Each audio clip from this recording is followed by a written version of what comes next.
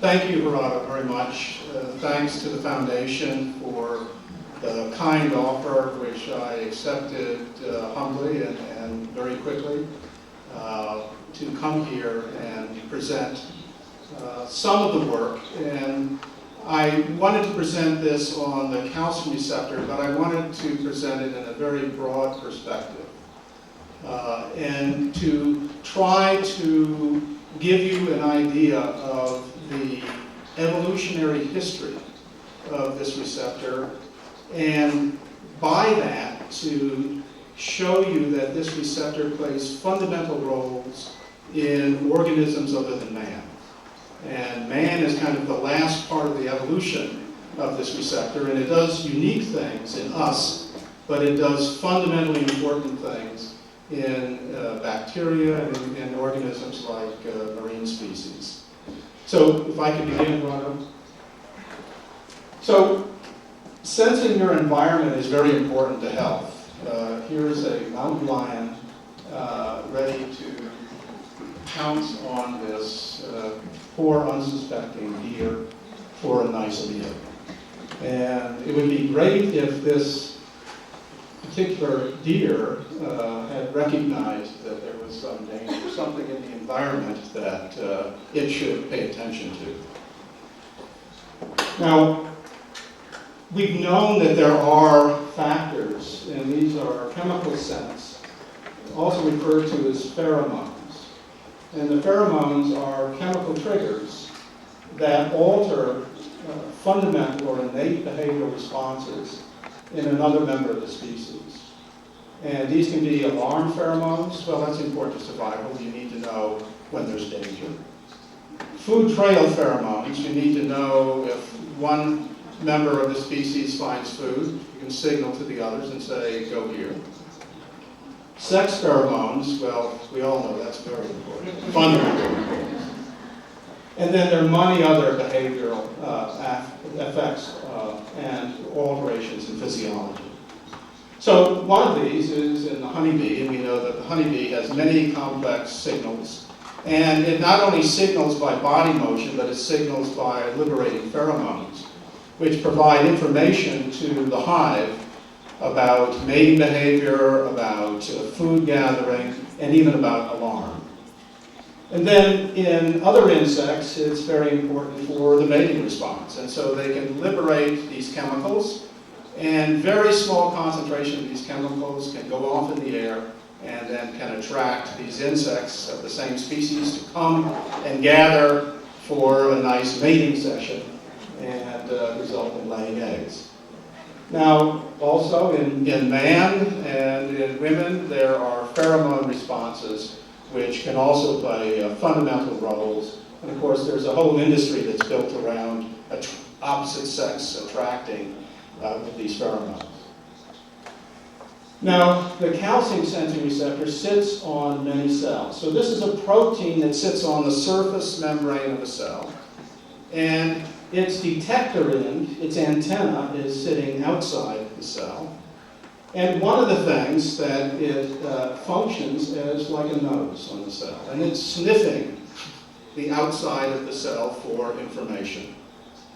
And the first information that we identified was that it could sense calcium and magnesium outside the cell. Now, calcium and magnesium have been known for a long time to be very important for human health.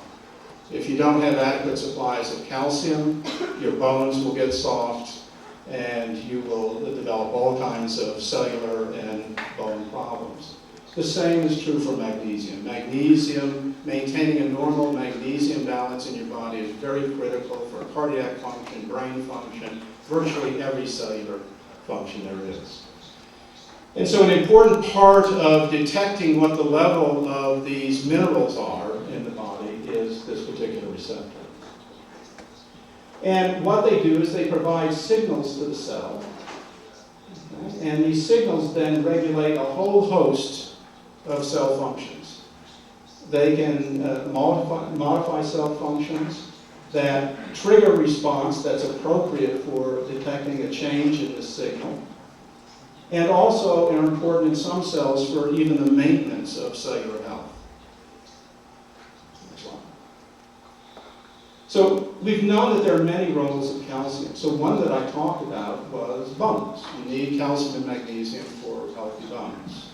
You also, calcium as well as magnesium are very important cofactors for a whole variety of enzymes. So these are proteins that serve a very important function both inside cells and outside cells. And many of these enzymes that do function in the cell or do function in the extracellular fluid of our body need calcium or magnesium as a cofactor.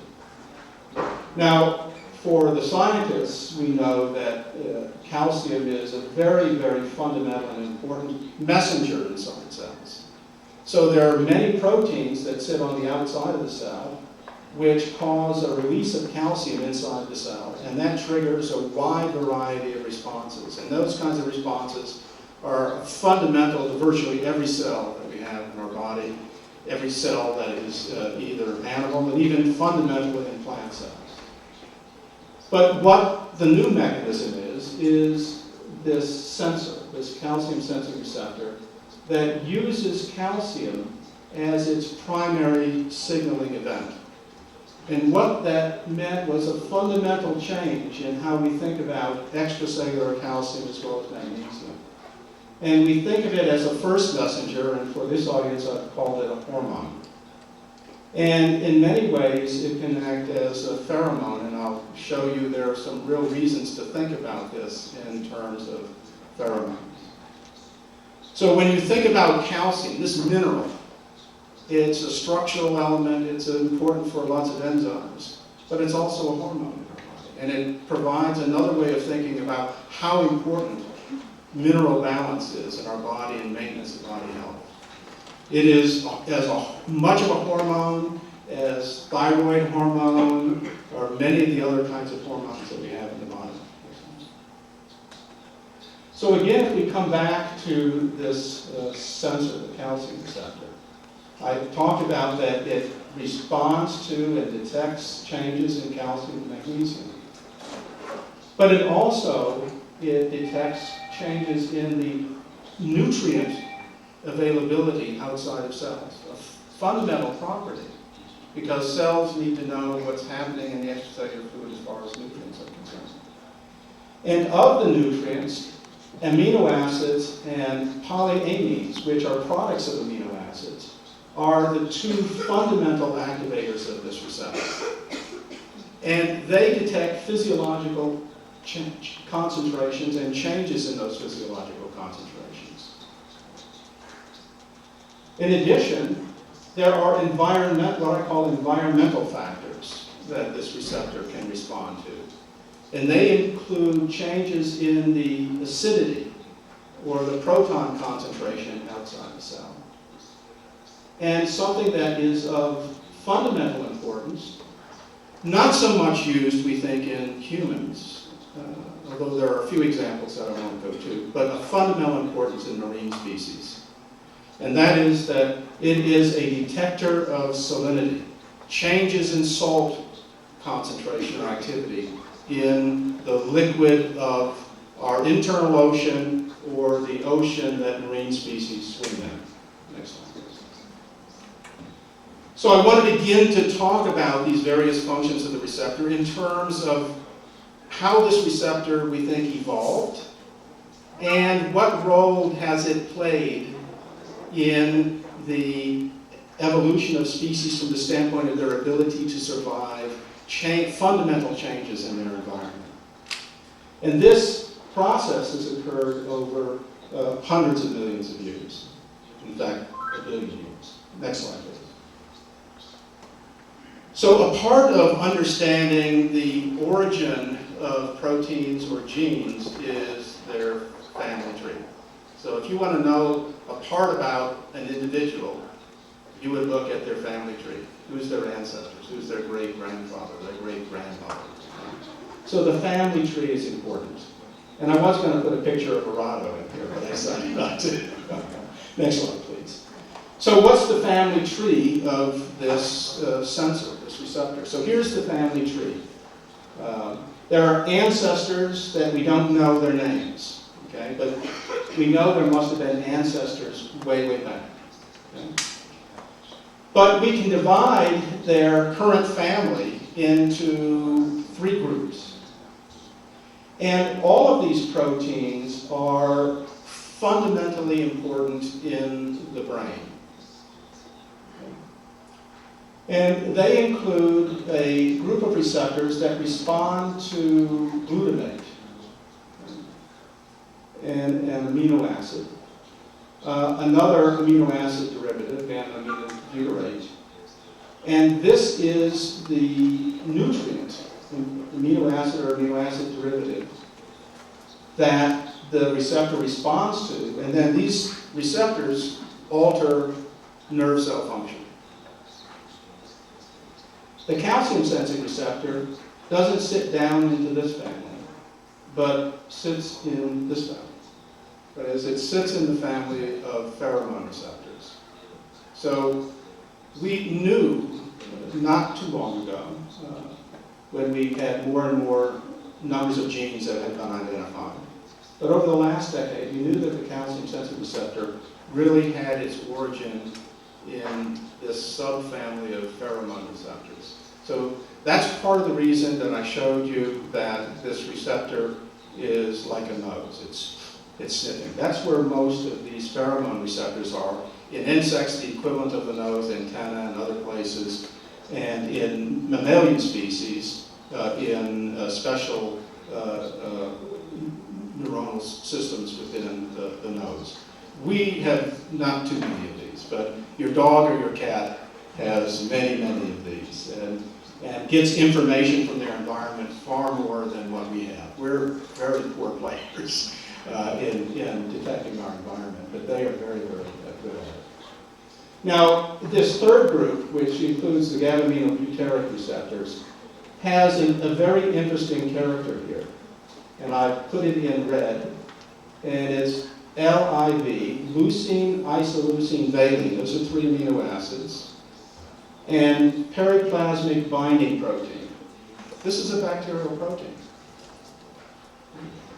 And this similarity in part of the family became extraordinarily interesting.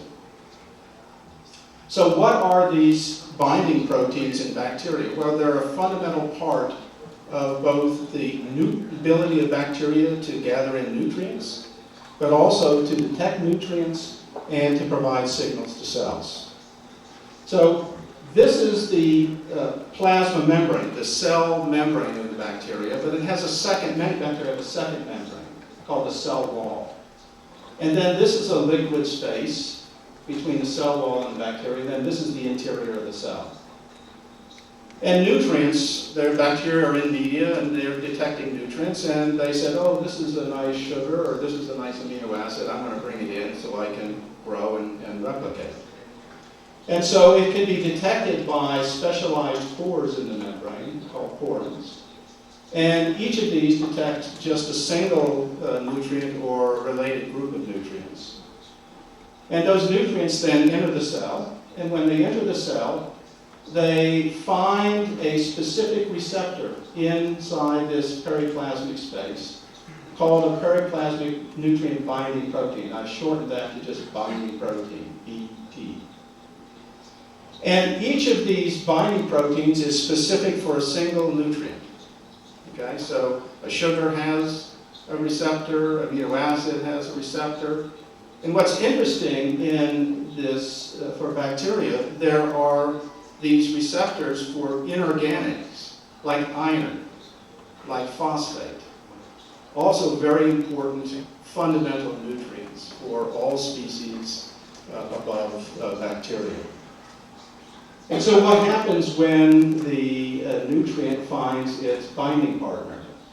Well, there are membranes that span this lipid bilayer. So the nutrients just can't cross this barrier, this fat barrier. They need special proteins, and these special proteins, next, can transport the nutrient across the cell membrane into the bacteria, and then the bacteria can use that for food. It's now eaten its food. But in addition, there are other proteins that recognize the binding protein. They're not recognizing the nutrient. They're recognizing the binding proteins. And by recognizing the binding protein, the binding protein can only recognize this membrane protein when it binds substrate. Okay? And it can provide sensory transduction information or chemoreceptor information to bacteria. Where is their food? Where are their noxious things that I don't want to go towards that might harm me? Okay? These were the origins of the kind of sensor systems that later developed into plants and in animals and all of us. So if we go on the next slide, and we begin to think about this, there are two things to recognize. So the first one is I drew this binding protein as kind of two parts. There's a lobe over here and a lobe over here. So one lobe, another lobe, and a cleft in the middle. And this is where the nutrients bind. Next slide. And this action of binding a nutrient is like this Venus flytrap, the mechanism of this plant that insects land in because they're attracted to it. And then I think we've all seen this. The flytrap goes and captures the fly, and it digests the fly as nutrients. Next slide. Well, if we look at the structure of this protein in bacteria that recognizes nutrients, it's two lobes. Okay. There's a hinge region, so it's two lobes and a hinge region. And the hinge can allow the protein to go like this. Next slide. What happens? These are the two lobes. Next slide. Next. What happens when it binds nutrient? In fact, the nutrient here is a sugar maltose. So it binds maltose, and when it binds maltose, this X-ray crystal structure has shown that the thing goes like a Venus flytrap. It's found its food, it closes. And in closing, it exposes a new part of the protein, and this new part of the protein becomes a fundamental molecule that allows it to find its membrane protein, whether it's a transporter or something that senses the environment, like I showed you. Now, on the next slide, this is the calcium sensing receptor. So, does it have a part of this receptor that looks like it came from bacteria? The answer is it absolutely does. And this is this external antenna of the receptor that detects nutrients. And here's the two lobes. And so this structure of this nutrient binding protein has been kept for 1 billion years. Okay. Probably from the earliest of the what's called eukaryotic cells, the cells that have nuclei. And so we think this is an extraordinarily ancient type of receptor system. Okay. Later on, we think it developed other kinds of receptors that make up the family of what are called G protein coupled receptors. But I wanted to show you that this is the bacterial part of this receptor. This has not fundamentally changed its shape, okay, for 1 billion years. It must have been good, right, to be kept for that long. Next one. So here's the bacterial protein, and here's a primitive nucleated cell. So we know that the chemical factories, the mitochondria in our cells, came from aerobic bacteria that developed a synergy with these very primitive nucleated cells. So our mitochondria are basically modern bacteria that have adapted to us. So we say bacteria, we should avoid bacteria. Bacteria are a part of us. They've been a fundamental part of us since our origin. We can't live without bacteria. They're an important part of our gut. Some cause disease, but they are a fundamental part of every living organism outside of viruses and protists. Next, please. So what we think happened is when bacteria entered and developed a symbiosis with primitive eukaryotic cells, that they began to mix and match genes. So the genes that are in mitochondria are have their origin in the bacterial genes, and then some of these exchanged with the genes in the nucleus. And over many millions of years, they began to mix and match. And the things that worked, they kept, and the things that didn't work, the bacteria died off, and they weren't effectively competing. And one of the things that seemed to work was a linking between a membrane protein and this external part, which has its origin from bacteria. Next, please. And this formed this class C of the G protein coupled receptors, which I showed you, the pheromone receptors and the metabotropic glutamate receptors, etc., that are part of this important signaling and transduction system. Next, please. We can also see this in ion channels, and these are particularly important in the brain.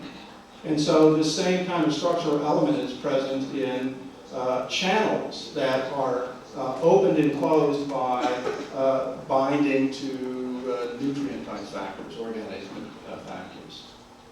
And the next one is that we can actually see remnants of this in other kinds of receptors that couple to a system that produces a very important second messenger system, and it's important in the heart and the kidney and many, many other cells. So when we begin to look, when we first recognized that this came from bacteria, began to look at what was the origin of this, this important antenna, we could find replicates of it in a variety of other proteins that are present in all of us. Next one. Well, these have become favorite targets for the drug industry. And these have also become very important issues with regard to development of organic biosensors. And there's a big industry in both of these. Next, please. So after the bacterial origin, the development of these now nucleated eukaryotic cells, there began to be millions of years where there was development of more complex organisms. And we can find the receptor in horseshoe crabs. That evolved about 400 million years ago. We can go further back than that, but it's nice to start at about this level. And I want to talk about what's the importance in this kind of evolution in marine species. Next, please. Well, there is an important process, and that is there are both freshwater species and fish that live in saltwater. And there are some species, like salmon, that start their life cycle in freshwater and then grow up in seawater, in saltwater. And what the body has to do to maintain its internal ocean, which is required for its health, is very different in a freshwater species and a saltwater species. Well, in a freshwater species, the fish doesn't need to drink to get water. Water leaks across its skin, across its gills. And so what it needs to get rid of is excess water in the body. It's living in water all the time. So it would drown very quickly if it wasn't able to get rid of excess water. And it does that in a very efficient way through part of the GI tract as well as through the kidney and into the urine. When you go to saltwater fish, well, they have to drink salt water to get fresh water. And they do that by drinking salt water, but they have a very, very effective mechanism of getting rid of excess salt. So the salt can be excreted by the gills, the salt can be excreted by the skin, and the salt can be excreted by the kidney and, in some species, specialized organs that are in the GI tract. So this difference in what the fish needs to do in water transport and in salt transport is extraordinarily different. Next. Now in salmon, this process of starting their life cycle in freshwater and going to saltwater is called smolting. And this change that occurs in the body of these fish is as dramatic as caterpillar to butterfly. It's actually a metamorphosis. It's a complete change in the body structures, from brain to muscle to gut the skin, the gills, everything in the fish is modified. And what we found next is that the calcium sensing receptor plays a critical role. And in fact, we knew something. We knew that calcium magnesium was important for saltwater fish. And I can give you an example. I want to go out and buy a saltwater aquarium. There's some beautiful tropical fish I can have in my aquarium. And I know that seawater is 450 or so millimolar sodium chloride. Okay? So I make my tank, and I take table salt, which is sodium chloride, and I make up a solution that's exactly like seawater. And I take my $200 special reef fish that's beautiful, and I put it in the tank, and in 24 hours it's dead. Oh my God, what happened? And what happened in that fish is that it had no clue that it was in salt water. Why? Because the clue that it's in salt water is the calcium and magnesium signaling through the calcium sensing receptor. I add calcium and magnesium to that solution, and the fish is happy. And it lives as long as the normal life cycle of that fish. Next slide. And if you look at where the calcium sensing receptor is, that's all the red. It's in skin, it's in kidney, it's in urinary bladder, it's in the gastrointestinal tract, it's in gills, in very specialized cells that are involved in secreting chloride. All the kinds of cells that are in that body that the fish needs to regulate in its environment, okay, is critically dependent on signaling through the calcium sensing receptor. It has to recognize that there is calcium and magnesium along with sodium chloride table salt in order for that fish to recognize its system. It's fundamental to adapting to seawater. Next please. In fact, if you look at this, it's fundamental not only in horseshoe crabs, but in cartilaginous fish, sharks, rays, and in bony fish that I talked about. And as I said, it's in all of the systems that are known. So this is an average composition of salt water. 450 sodium chloride, 10 of calcium, 30 of magnesium. I take this out of the system, the fish has no idea what it's in. Just has no clue of its environment. And we can see that if we look at, where the half maximal activation of the receptor. So what we're doing here is we're measuring a response of activating this antenna, this receptor, and that's calcium. So we're looking at the effect of increasing the binding partner, the calcium, signaling to the receptor. And one of the ways to look at this is what is the amount of calcium it takes to half maximally activate the receptor.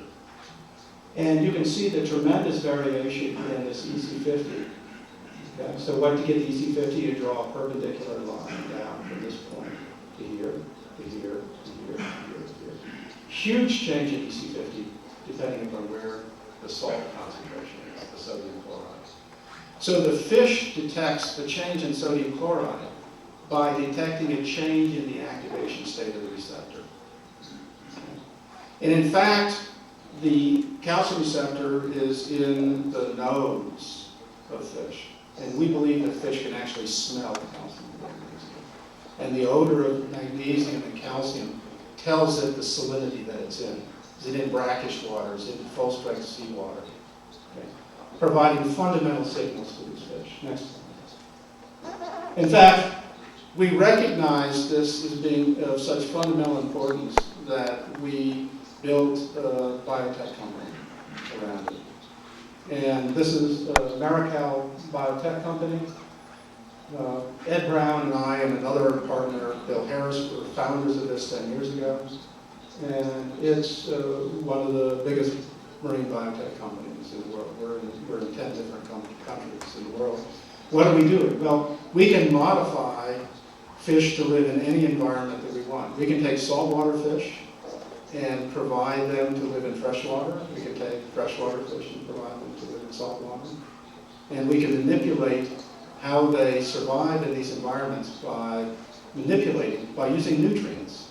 Not by genetic alterations. We can modify the ability of these fish to live in quite a wide range of environments. Next slide. Well, here's a big leap. I mean, we're going from something sitting in water to now us. Where's our water? I don't see water. In fact, if we're in water, we either swim or we're not doing too well, right? So we drown. But our water is in here. So we're controlling our internal ocean. And that's where the receptor has come to play a fundamental role, is in our own internal ocean. Next one. Well, in a fundamental place in fish, where the calcium receptor regulates the movement of salt out of the body in marine fish, is the gills. And these are the gills that are the lung of fish. Okay? They get oxygen from water, and that's their lung. That's how they breathe. But the gills also are very important to get rid of excess salt. Remember, if they get fresh water, they have to drink salt water. Okay?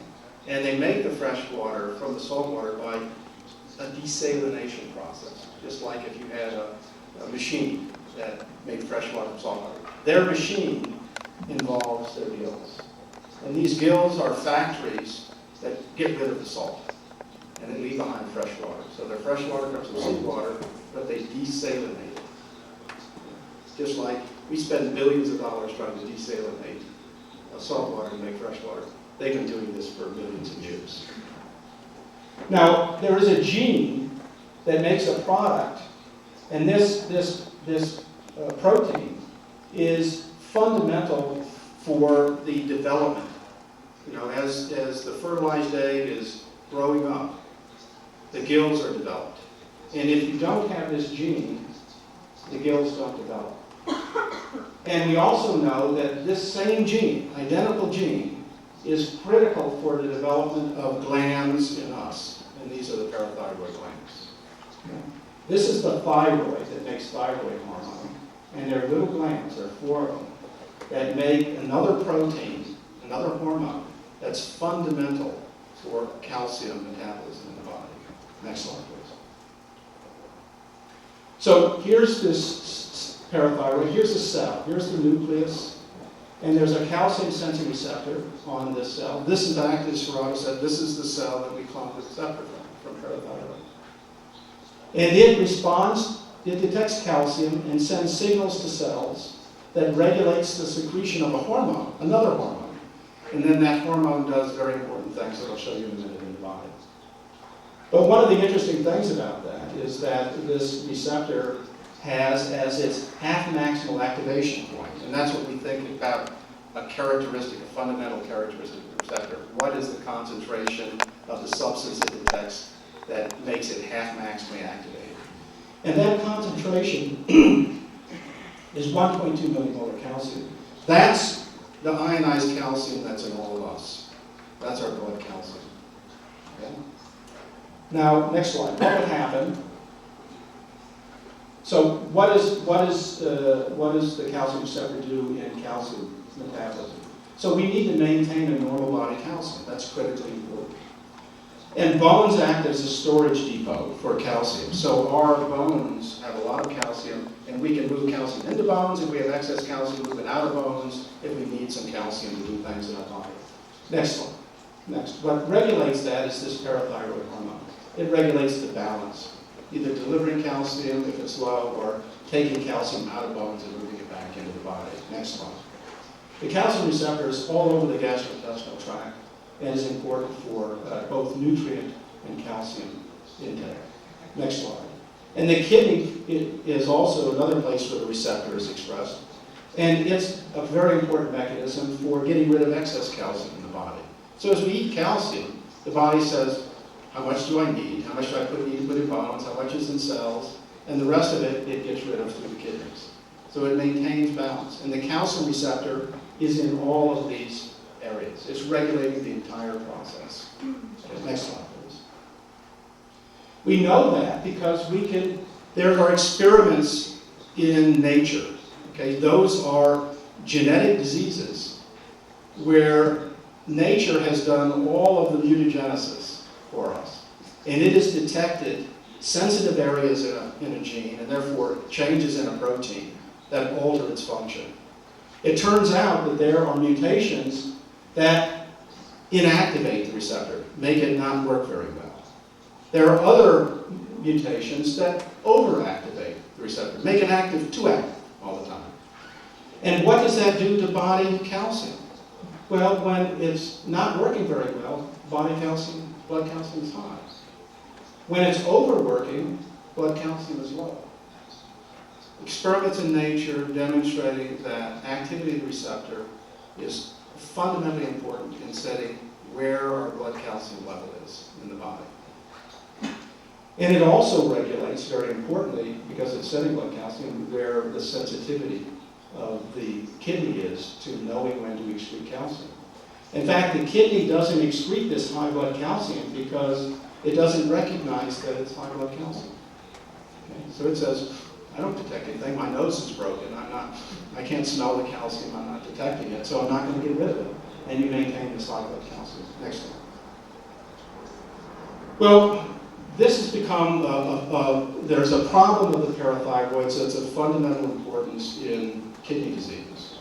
Kidney disease, you don't want kidney disease, but if you're fortunate to have it, you will have a growth in your parathyroid glands. And that growth in parathyroid glands leads to an excess of parathyroid hormone in the body. And that has many, many bad consequences.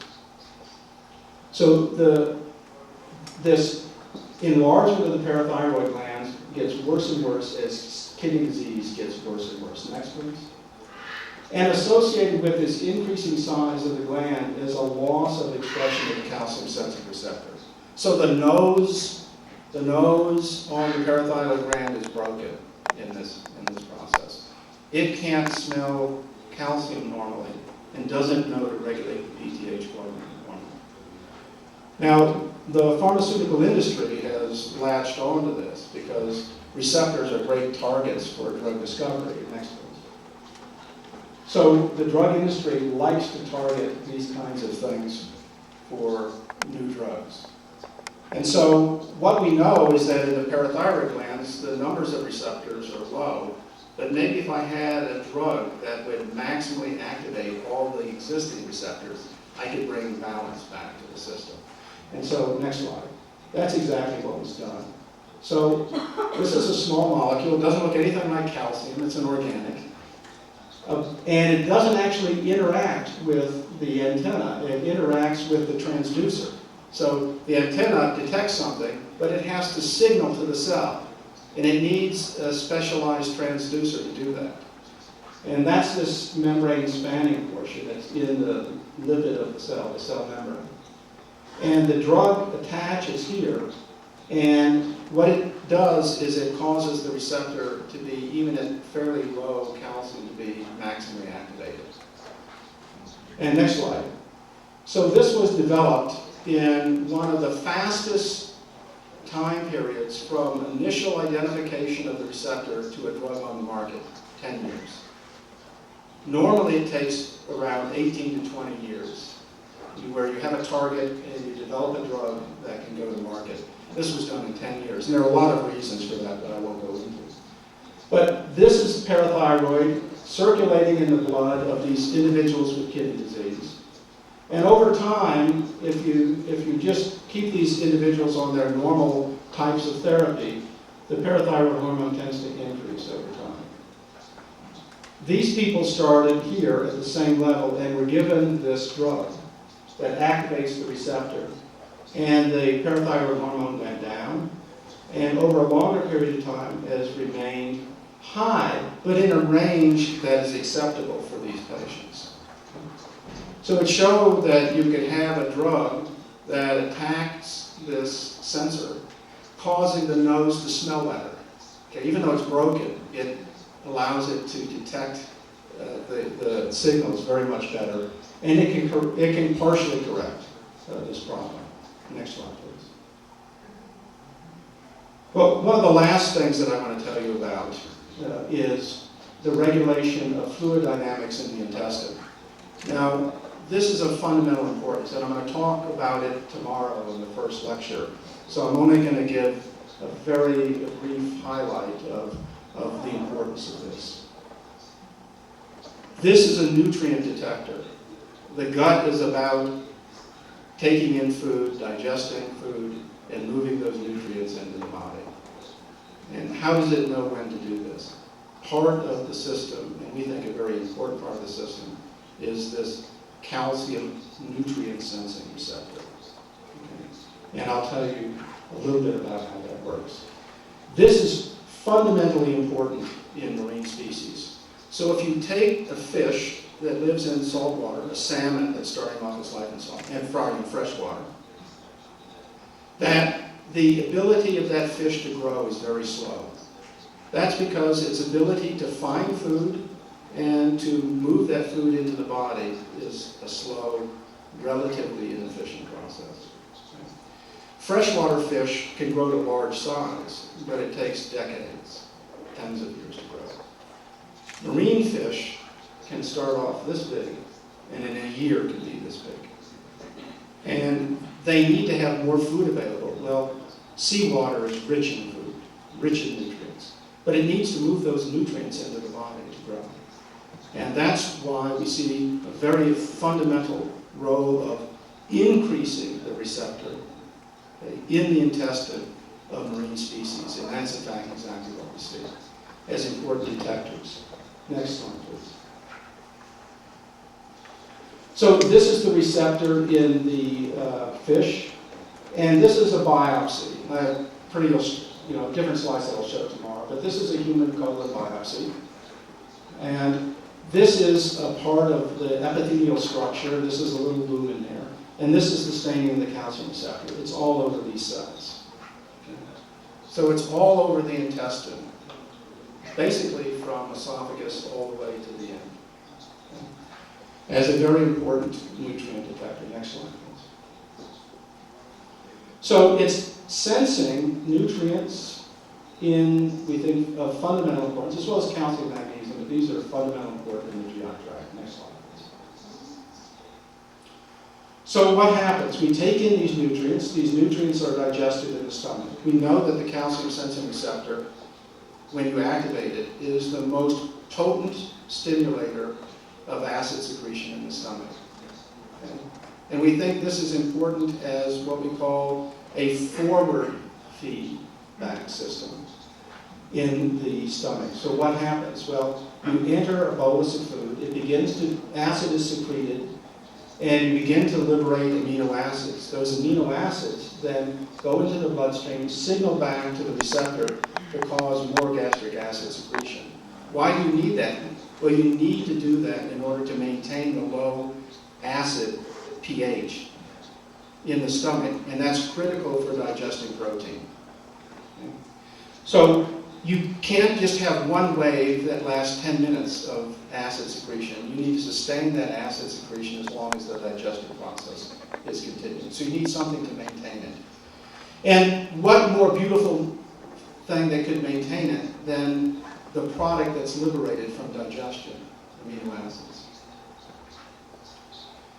It's in the intestine, and in the intestine, it does many things. And I'm only going to spend a minute or two remaining to talk about regulating fluid transport in the gut. Next slide, please. Well, for many, many, many years, the field that in medicine and physiology that dealt with the GI tract focused fundamentally on factors that increase salt and fluid secretion into the gut. And there are many factors that do that. And that's a critical part of mixing with food and the digestive process. But you can't have fluid secreting all the time and be very effective in absorbing things. Think of it as, I have a river that's flowing, and I have here's the river going here, going in this direction, and I put a cup, styrofoam cup, into the water. Okay? And I want that cup to come here. Is it going to get there? No.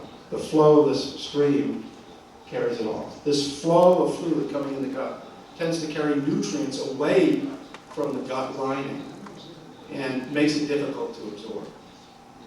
So you need a process that turns off the secretion, okay, when there's food available to absorb and get into our body. And so the food digestion process liberates amino acids and polyamines. Polyamines are in everything we eat. Okay? They're in bacteria, they're in plants, they're in every animal cell. Okay? So as we begin to digest those cells, it liberates polyamines. And polyamines are a very potent activator of the calcium receptor, as well as amino acids. You now activate this receptor, which is both on the blood side and the gut lumen side of these cells in the intestine. And it says, oh, nutrients are around. I need to shut off secretion and increase absorption because these nutrients are now available to move into the body.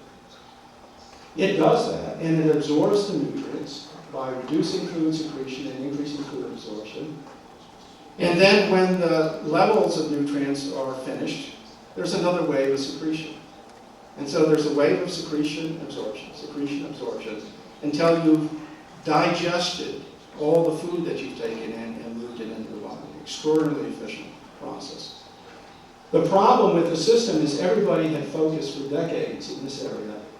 Nobody had come up with a mechanism to shut it off. I mean, you could shut off the hormones, but then it can take sometimes minutes to sometimes hours for the hormone effect to go away. So you need something that's rapid. You can't wait around for days and days and days to digest the meal. You need to move it, digest it, and move it. And so you need something. It's a more efficient process if you have something that turns this on. Okay. Next slide. Well, bacterial toxins that cause diarrhea, cholera, traveler's diarrhea, which is from E. coli, producing heat-stable toxins like STA, okay, hijack this process. They mimic in fundamental ways the secretory factors and cause enhanced secretion of fluid, reduced absorption, and you get this watery diarrhea, which in developing countries can be lethal. If you don't get therapy, it can cause death. Next one, please. This is a big problem in the world. Next one. Next. If you look at infectious diseases, and this is the most recent data, 10.5 million children less than 5 years old died of infectious diseases worldwide. That's probably an underestimate. This is not a minor problem. 7 out of every 10 deaths are attributed to pneumonia, diarrhea, measles, malaria, and malnutrition. Diarrhea is the number 2 killer of children. Number 2 leading cause of death in children less than 5 years old worldwide. Next slide, please. How frequent is diarrhea? There are 4 billion episodes of diarrhea worldwide. 3 million deaths a year. About 2 million children and between 500,000 and 1 million adults die every year from diarrhea. More than AIDS, more than malaria. This is a serious problem. Not only that, as children in developed countries have many episodes of diarrhea, and it can cause lots of problems. Malnutrition, retarded growth, mental development, reduced productivity. Next slide, please. Now, how do you combat this disease?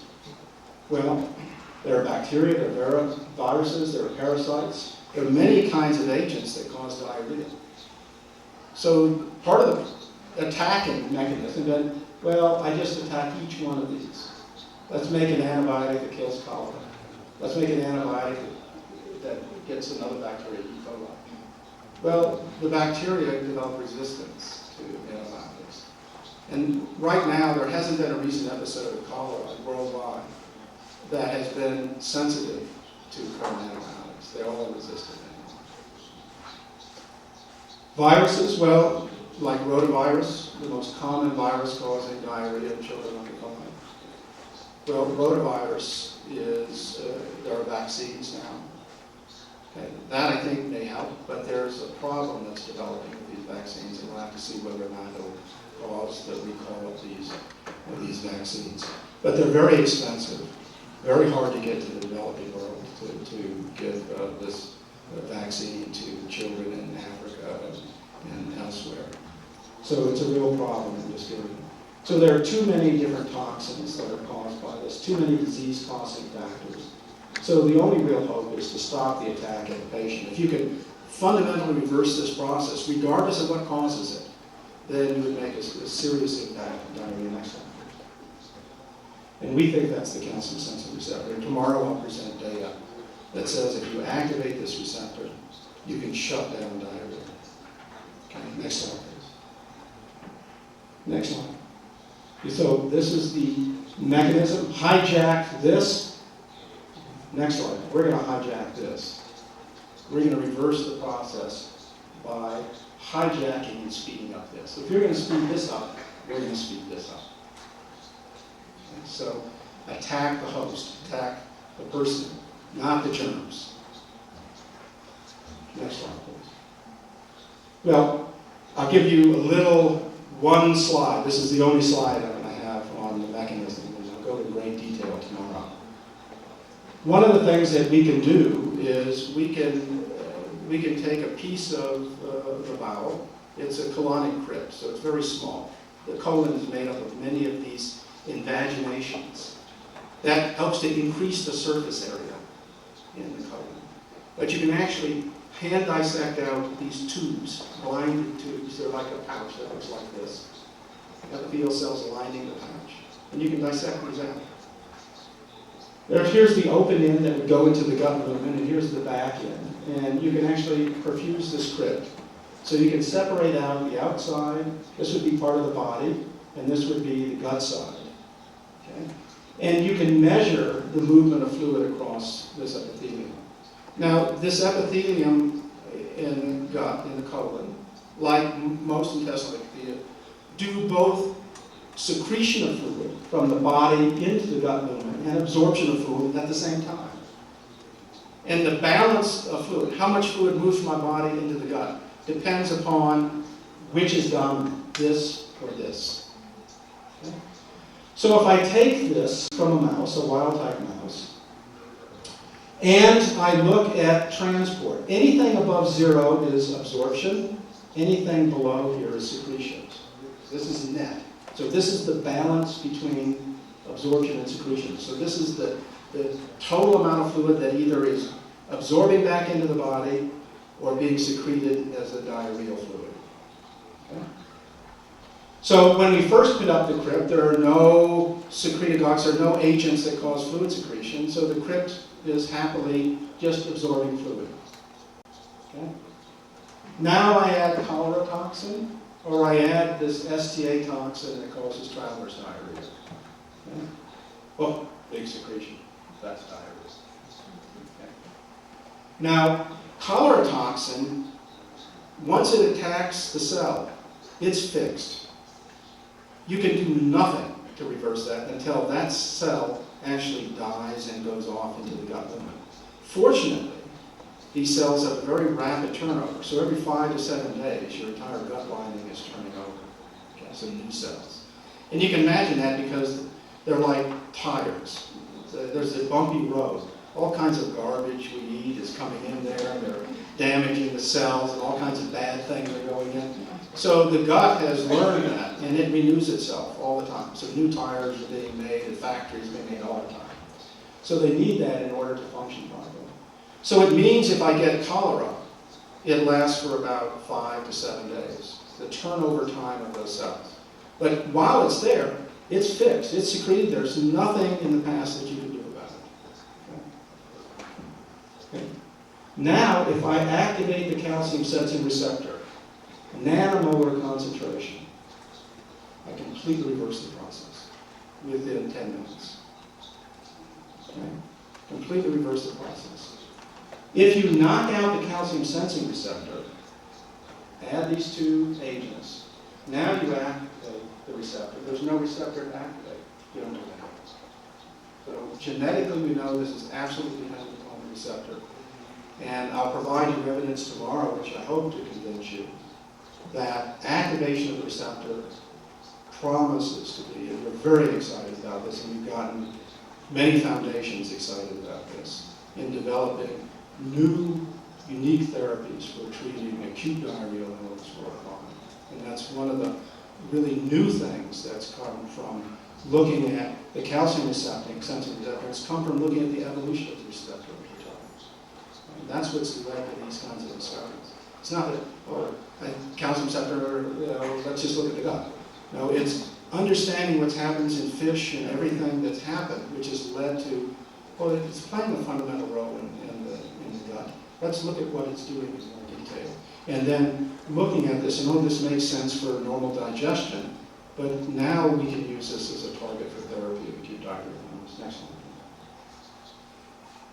So this is the last slide, and I've tried to tell you about this pheromone receptor, the pheromone being a unique set of extracellular external molecules.